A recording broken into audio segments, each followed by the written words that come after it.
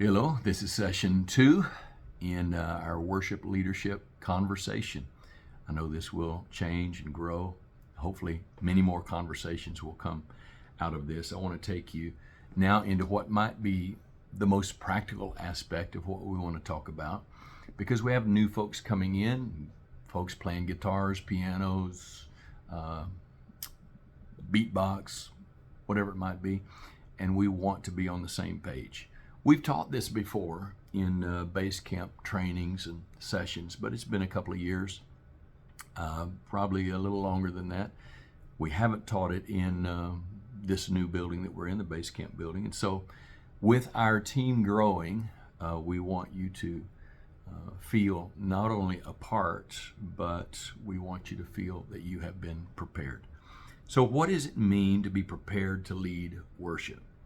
First, we want to talk about a heart posture, and then we want to talk about being synchronized with the theme of the Spirit, and then preparation practices. First, the heart posture. A worship leader is not the same thing as a song leader. All right, we got to get that down. A worship leader is not the same thing as a song leader. Just about anybody that can carry a tune can get up and lead songs, one song listed after another. It's karaoke, right? What's the difference? A worship leader leads people into the presence of the Lord because they themselves have already been there. All right, we're not the travel agent handing you a brochure saying you need to go worship God. We're the tour guide. We're taking you in to see for ourselves. So a worship leader leads people into the presence of God, who is leading the worship of the Father, and the participation in what the Lord wants to say and wants to do in His church on any given experience. So we don't sing to the wall, as we said in the last session, with our backs to the audience. We're leading people, which means we connect facially, we connect with our words, we connect with our body posture. People want to know where they're going.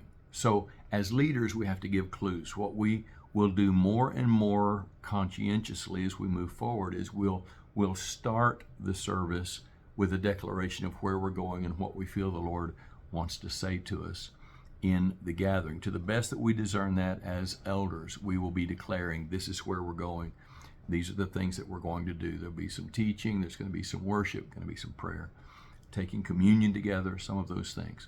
The more we can tell people where we're going before we go there, the more they can relax. And if you understand humanity, the way we're made with emotions and with bodies, if we're not relaxed, we're not going to learn. If we're not relaxed, we're not going to be able to receive.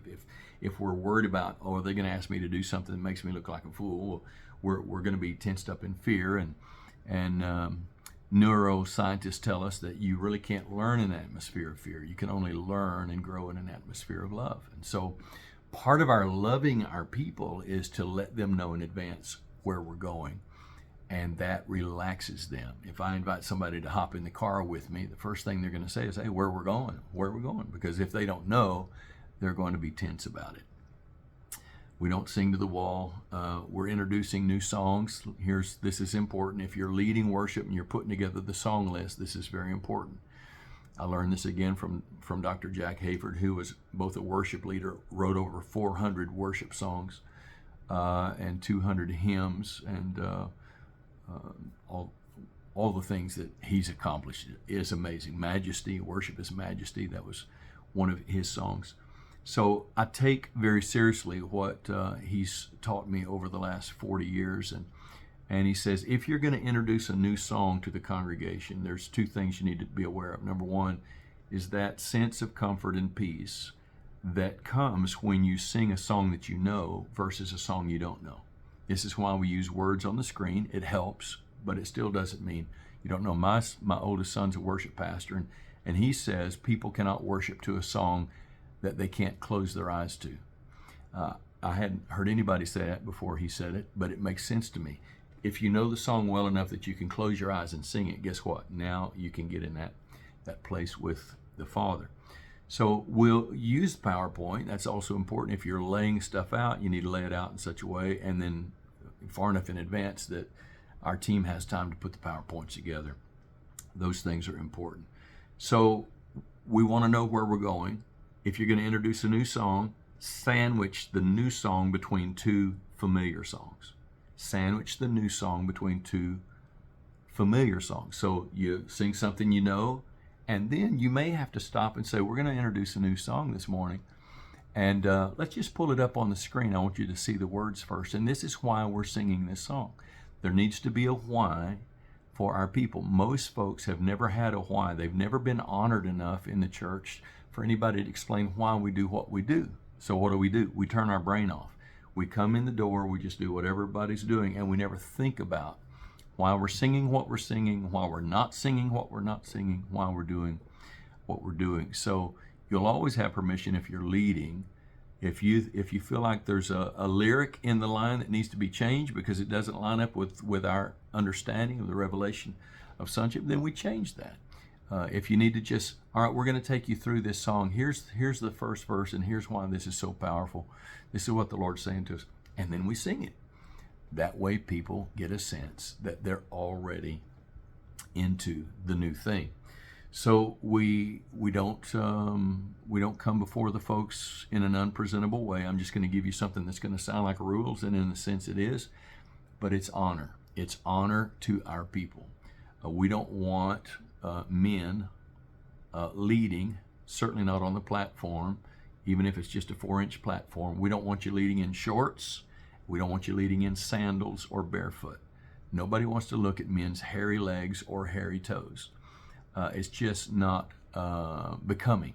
So when you're on the platform or when you're in the front, you're part of the leadership team. Just think about that. Wear some long pants and wear something that covers your toes, and look like we're here to glorify the Lord. I understand the thing of being relaxed. You know, I've got my little Hawaiian shirt on here today, and we understand that. But you won't ever see me with hairy legs or hairy toes. I'm not going to say any more than that. Then we want to make eye contact with people and let your countenance be contagious. Be aware of your countenance. Be aware of the smile on your face. Sometimes we're working our way through a song that we don't know really well, and we can end up with a frown on our face really easily, and the furrowed brow is not comforting to the people. All right, so we want to make eye contact. We want to embody heartfelt worship in whatever way we feel we can do that. Then synchronized themes in the Spirit. What's the word for the gathering? We mentioned this some in the last session. What's the word? What's the message? What's the Lord saying? And I have this sense that when we come together, the Lord has something He wants to say to us as a people. Now, if you see yourself as just a bunch of individuals, we just all choose to show up at this place, and maybe you go to 3 different churches. You know, that's strange for me, because I think in terms of a congregation, a body of believers that are committed to one another and committed to walking a path together and being steadfast friends with each other, and it's very hard to do that with 3 different congregations.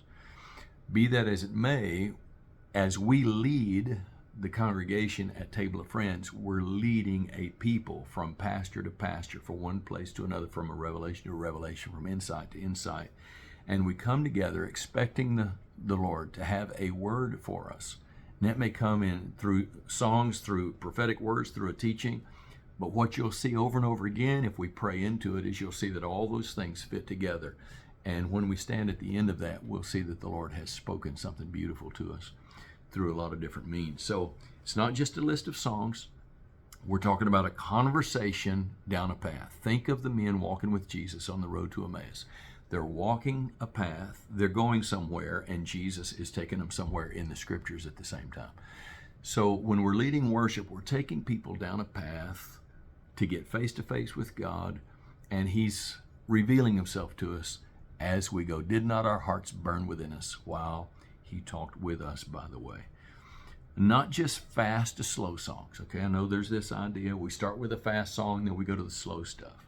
You know, we start with happy clappy, and then we end up with kneeling, bowing, maybe crying. I understand that, but that's not the driver. That's not the litmus test. It's what's the word of the Lord to the church. The Lord may say to us one day, we're just going to high praise all morning. We're just going to shout, we're going to sing, we're going to dance. It's going to be a high praise all morning. There may be a morning where it's just very intimate, very reflective. Maybe we're all kneeling. Maybe there's silence. Maybe there's no music going on. We're just waiting before the Lord.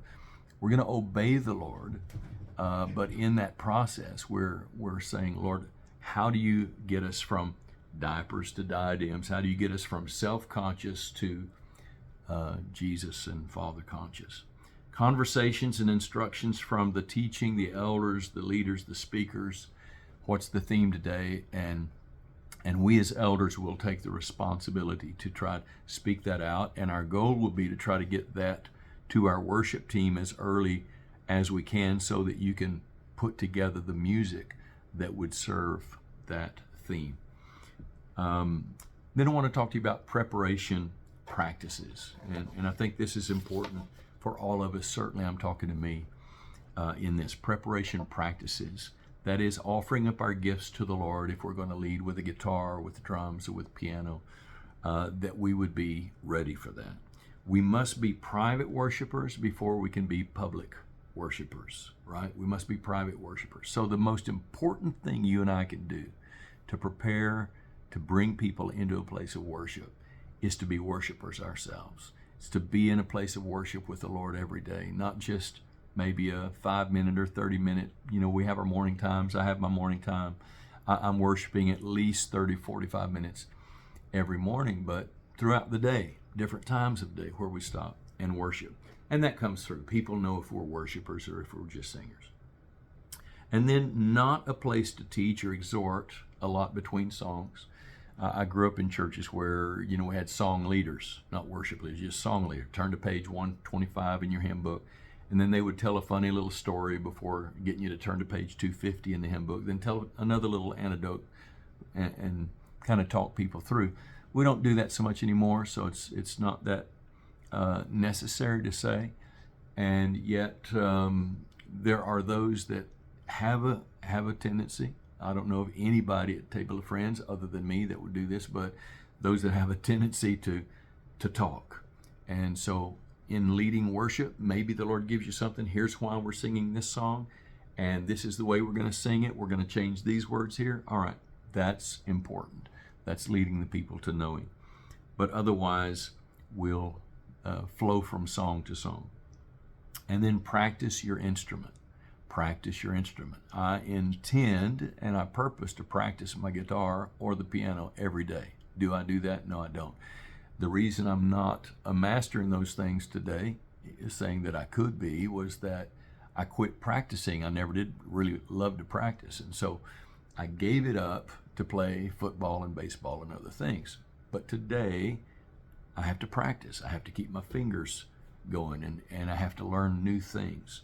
So we practice our instrument, learn the words to the songs as best as we can before leading the family. And I know we've got the screen down in front of the podium and it's easy to watch that, but we also know that whoever's running the PowerPoint may or may not change that on time. And now if you're leading and you don't have the words in front of you, and that happens to me all the time, I'm speaking to myself. But we want to do better. We want to get better, right? And then know the necessary music theory as well as a basic mastery of your instrument. Now maybe you're just learning to play the guitar. Well, this is a great way to do it. Stand on the front row, watch as whoever's on the platform play, just watch what they do what they do, learn that. But it's got to be more than that. If that's all you do, you'll never be a guitar player. So you need, with everything we've got on our phones now, and YouTube and everything else, there's all kinds of lessons available to us, all kinds of chord charts, all kinds of licks and things that we can pick up during the week. And if you're going to play the guitar and be a part of the worship team, we want you practicing your instrument. Practicing your instrument. And while I was praying this morning, this scene came to me. It's just before the concert starts and you're in the big hall, the Kennedy Fine Arts Center, and the symphony's about to play and the orchestra's there and everybody's taking their seats and you hear this kind of roar comes up and everybody's tuning their instruments. Now at the end of the tune, the first chair violinist is going to play a C and everybody is going to tune to that C. But before he gets there, everybody's kind of loosening up and they're tuning. Why are they tuning? Are they tuning because their violin or their cello has been in the case all week and they hadn't picked it up? No, they wouldn't be playing an orchestra if they did that. They're tuning it because they have practiced it into out of tune. They've played it so much that they have to tune it again. And so I want us to think that way, that even though we're striving for simplicity, we want to build a culture where everybody around that place could have an instrument and play, no matter what level they're on, jump in there and play. But part of that commitment means that I'm working to get better and better so that I can step into some places of leadership in worship. So every guitar piano player should know the circle of fifths. If you don't know the circle of fifths, chord chart, just look it up, Google it, it'll be there. Basically, that's going to show you the 1, 4, 5 chord of every key and the minor chord that goes with the 1, 4, 5. No matter what key you're in, you should know what the 1, 4, 5 chords are in the minor key to that. And you should be able to play that in several positions on your guitar.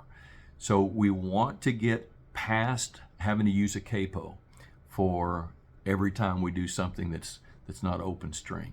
And the way you do that is you learn to play the same chord in 2, 3, 4 positions on the guitar. Same thing on the piano. And that takes some time, but we can do it. We should learn to play these chords in different positions also, so that if the guy that's leading up front is playing open string, then you can go up here and play another.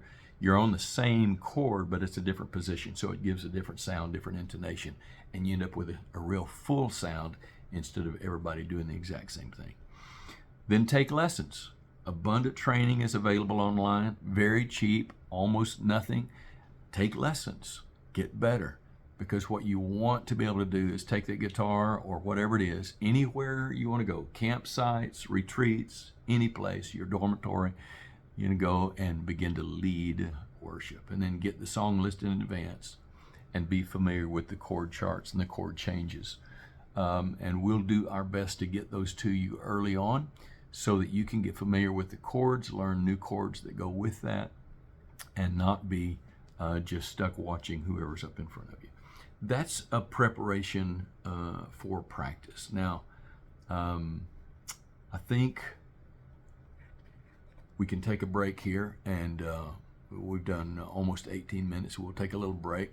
If you got some questions about that, jot some questions down. Another thought is find somebody that's just a couple of steps ahead of you in their skill. It's guitar, piano, whatever. Find somebody that's just a little bit ahead of you and start playing with them.